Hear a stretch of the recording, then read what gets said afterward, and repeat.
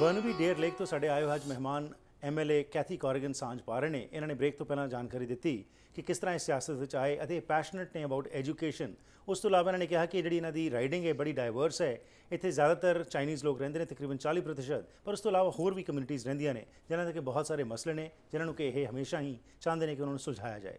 ਲੇਕਿਨ ਆਪੋਜੀਸ਼ਨ ਵਿੱਚ ਰਹਿ ਕੇ ਇਹ ਕਹਿੰਦੇ ਨੇ ਕਿ ਇਹ ਪੋਸੀਬਲ ਕਈ ਵਾਰੀ ਨਹੀਂ ਹੁੰਦਾ ਸਾਰੇ ਮਸਲਿਆਂ ਨੂੰ ਹੱਲ ਕਰਨਾ, ਲੇਕਿਨ ਇਹ ਆਸਵੰਦ ਨੇ ਕਿ ਅਗਲੀ ਵਾਰੀ ਜੇਕਰ ਇਹਨਾਂ ਦੀ ਸਰਕਾਰ ਬਣਦੀ ਹੈ ਤਾਂ ਉਸ ਵਿੱਚ ਇਹ ਸਾਰੇ ਸਮੱਸਿਆਵਾਂ ਦਾ ਕੋਈ ਨਾ ਕੋਈ ਹੱਲ ਜ਼ਰੂਰ ਲੱਭਣਗੇ। ਕਿਸ ਤਰੀਕੇ ਨਾਲ ਇਹ ਸਭ ਕੁਝ ਕਰਨਗੇ, ਆਓ ਇਸ ਦੇ ਬਾਰੇ ਕੁਝ ਜਾਣਕਾਰੀ ਲੈਣੇ ਆ। So you didn't understand what I said. So basically what I'm trying to tell. I didn't. So what I'm trying to tell Cathy is basically, like you mentioned, that there are major issues which need to be addressed. Yes. Being in opposition, everything is not possible. Yes. But yes, if next time your government is formed, how will you address all these issues? If we talk about education, if we talk about health issues, if we talk about the basic socio-economic fabric of the community, everywhere the people are facing some kind of challenge. So how do you plan, your party plans to address all these issues? Well, I think what you have to acknowledge is that you can't fix everything all at once. Right. We want to have a healthy economy. We don't want businesses feeling that they're not being well treated. We want to support the economy, support businesses, at the same time as address some of the real inequality. And I think the people of this province feel that the level of inequality has really gone too far, and it's hurting us socially, but also economically. So if you have children growing up in poverty, they don't do well at school, they have a higher risk of ending up in trouble with the law. So we need to make sure that we look after children from their youngest age, but you can't do it all at once. And I'm absolutely, Adrian Dix and the New Democrats recognize that, is that you have to take incremental steps and say, you know, have a plan for maybe 10 years, 15 years, 20 years to the future, saying we're going to invest in post-secondary education. And we've been very clear in terms of priorities. One of our big priorities is investing in post-secondary education and training, trades training, and so on, because a well-educated public, public means that we will have the tools that we need to have a healthy economy in the future. Right. We have to address the very deepest poverty, those that are most impoverished. We have to provide healthcare services for the mentally ill. But I think some of it can be done through saying we're going to do more preventive stuff so that you don't have to pay so much at the other end. Right. So, you know, for example, I was meeting with a psychiatrist today, and he was saying, you know, it's ridiculous that people are not getting the help they need with their mental health issues. Right. And it's costing them, you know, $500 a day if they get in trouble and end up in a forensic unit. That doesn't make any sense. So I think you have to be prioritizing those issues is a most important thing. Absolutely. Prioritizing the things that you can do that can make the difference for the most people. Right. Taking small steps instead of saying we're going to do everything for everybody. And I think you can do it. You know, my city, the city of Burnaby, the city council has been a New Democrat affiliated council for 25 years, has $500 million in the bank, it doesn't borrow any money. So it can be done if you're careful, you're prudent, and you're balanced in your approach. And I think that's what we're going to do. You talked about the economy.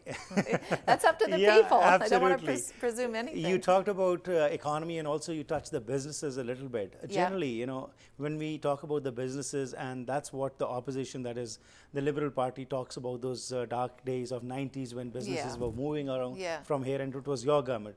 How would you try to solace the public, especially who are doing businesses, that yes, your party is not just thinking about unions, you are pro-business also? Absolutely. Well, one of the things that we're doing is we're reaching out and we're talking to businesses and asking them. I mean, I think always consultation is the name of the game, is that you talk to them and you say, okay, we are going to make some changes, but what are the things that we can do to most encourage business, and what are the areas that we can support? And again, just like in talking about social programs and what things you need to do socially, is where are the strategic priorities in terms of business? Now, I think an area that we need to support in this province is small businesses. Most businesses are small business. They're family supporting businesses. So that needs to be a priority and is a priority for us.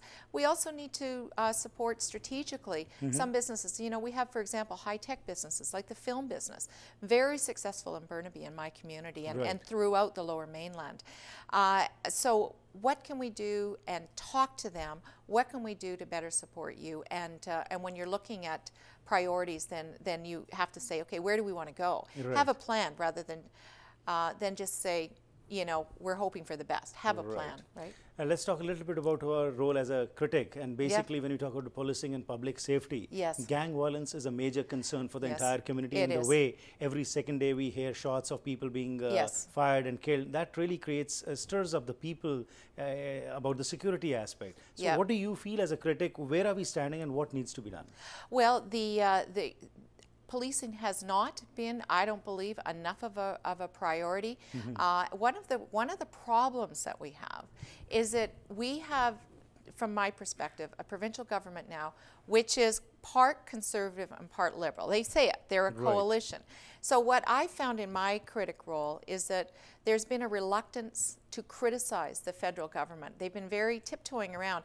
And I think you have to come out and make demands. I mean, you treat each other with respect, but you don't let them walk all over you either. And this example of the closing of the Coast Guard station is a perfect example of that. We need to speak out. We need to work together. Adrian Dix has offered to go as a delegation to Ottawa to say this is ludicrous covering, you know, closing that Coast Guard station. So I think the same thing is true when dealing with Bill C-10, which is an omnibus crime bill that's going to download a whole bunch of costs onto the justice system in British Columbia. I think it's the same thing in terms of saying that the federal government has to do their fair share in policing. They've just cut the money for gang violence. They just got rid of that funding. So I think part of it is that we have to speak loud and clear to the federal government, but another part of it is that we have to put the resources in where appropriate in order to have strategic approaches to gang violence. Now, part of it is a more long-term thing, and I know we've talked about, you know, you can't do everything at once.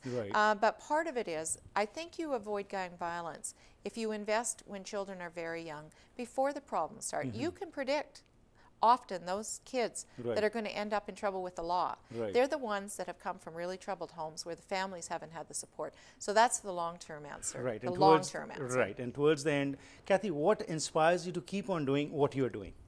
I've always put a lot into my community. I was home with my children for 18 years. I was very lucky to be able to do that. I had a law practice, and I left that when I started having children. And I volunteered in my community. So my community is my inspiration. The people in my community, the people in the province as a whole, I think the people are my inspiration to keep going. Now, some days I just want to, you know, lie back and read a book. Well, of course, yeah. But your job is such that you have to be always on the move.